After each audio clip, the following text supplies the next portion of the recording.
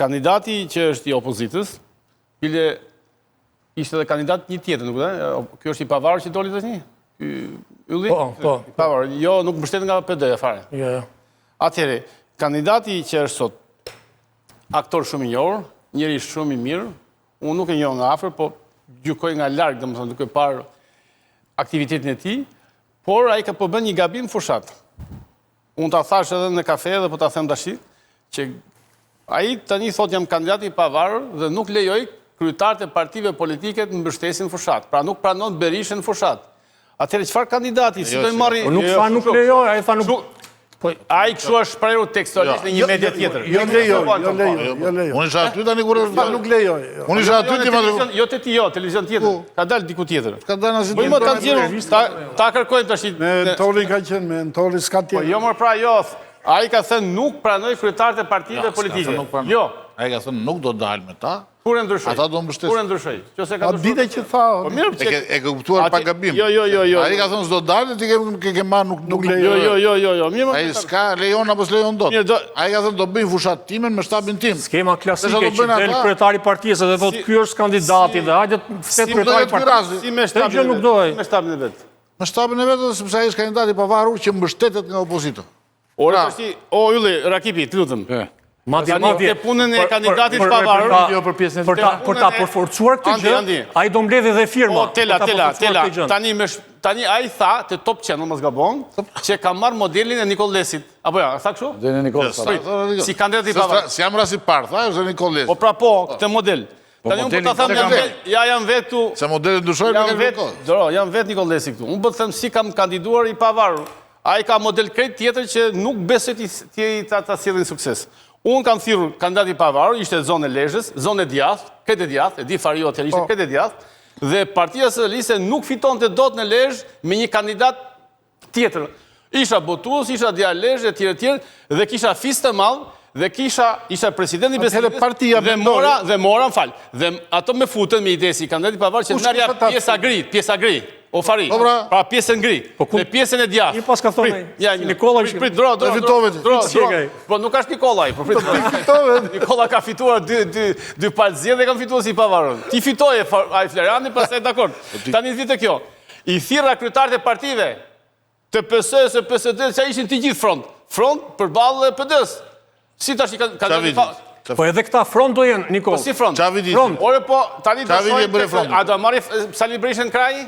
Po këtë pra tha që nuk do dalë, ai që nuk do dalë me Sali Berishën në çdo lagje të shkojnë bashkë. Unë do bëj fushatën time, thotë, më mbështesin partitë politike, kaq. Kaq është e thjeshtë.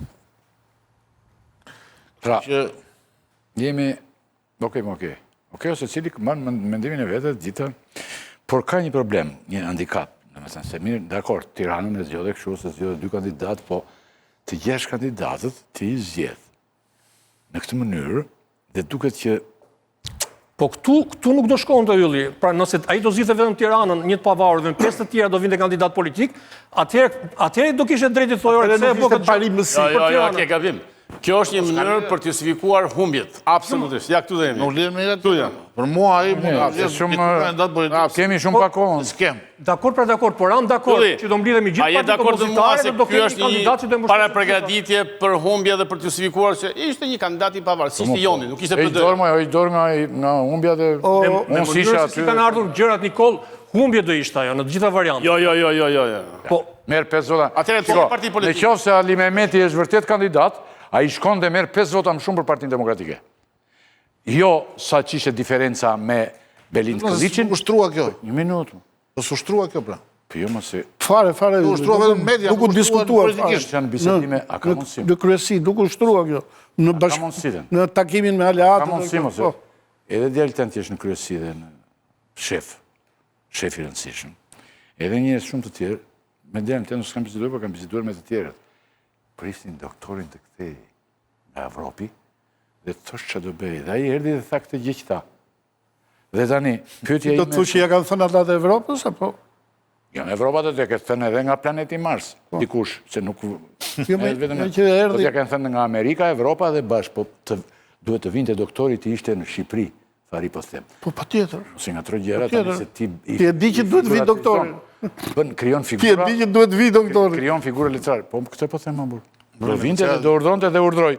Tani pyetja ime është, me që ju jeni analist tani, them, a është bina e vërtet një kandidat i pavarur? Pse kompleksohet ai kur e lidhin me Partinë Demokratike? Kaq keq ka përfunduar PD sa ky sillet si kur e shajnë kur i thonë je i PD-s. Ka thënë nuk dua kryetarët e partive në Po fushat. pra ja, ta thashën tonë. Nuk dua thot. Ja. E ka thënë i tha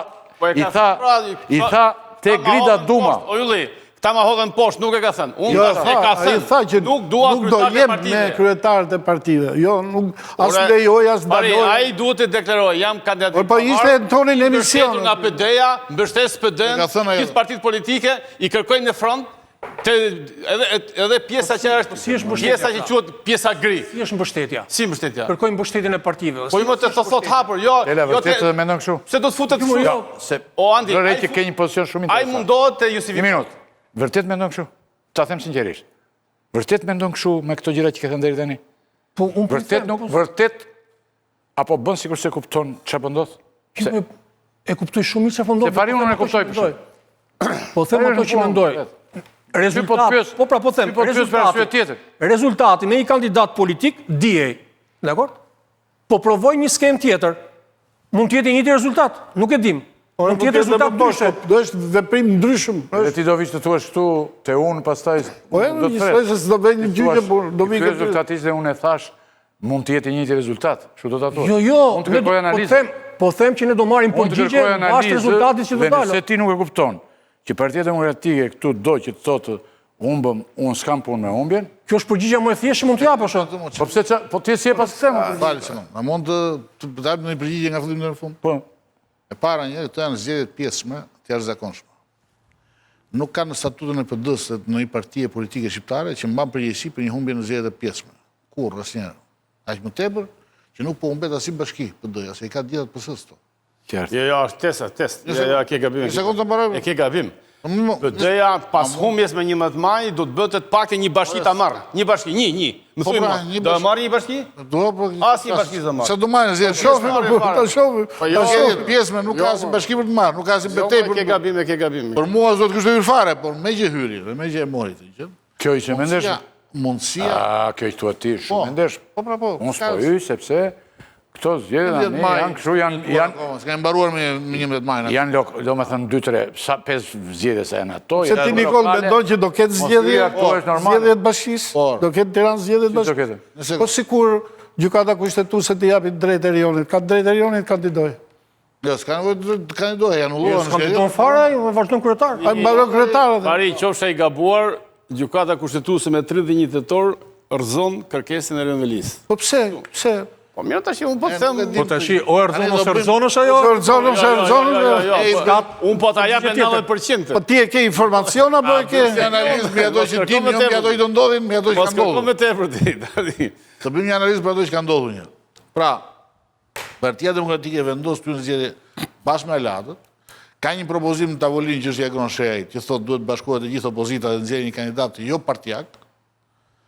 Dhe pavarësisht se dorën disa kandidat vullnetar, vendosi, mori një vendim politik që të bashkonte opozitën dhe të kalonte përtej opozitës. Në si njëri që të vret për doktorin. Ky është një vendim politik. Jo që ta kuptosh. Të flasim? Pra, vendimi politik që të kaloi opozitën, që të shtonte votat e opozitës, ishte për shkak të situatës jashtëzakonshme ku është vendim. Që votat e opozitës duket mjaftuar, duket qartë që votat e një partie nuk mjaftojnë, sepse zgjedhjet nuk janë të lira, atëherë shtojmë sa më shumë vota, shtojmë një aleancë dhe me shoqërinë, që të paktën të rezistenca të bëhet sa më e madhe. Që mos jetë çështje vetëm kandidatës dhe zgjedhjesh, po të jetë çështje e përfshirjes së gjithë shoqërisë në rezistencën me një njeriu që nuk bën zgjedhje, me pushteti absolut. Pra, ose është varianti që thot Abilek nuk merr pjesë, ose vë njerëzit më të fortë që të marrin 5 vota më shumë për partinë. Te kalojmë BD-n ama. Po për këtë kandidaturë, siç është kjo kandidaturë.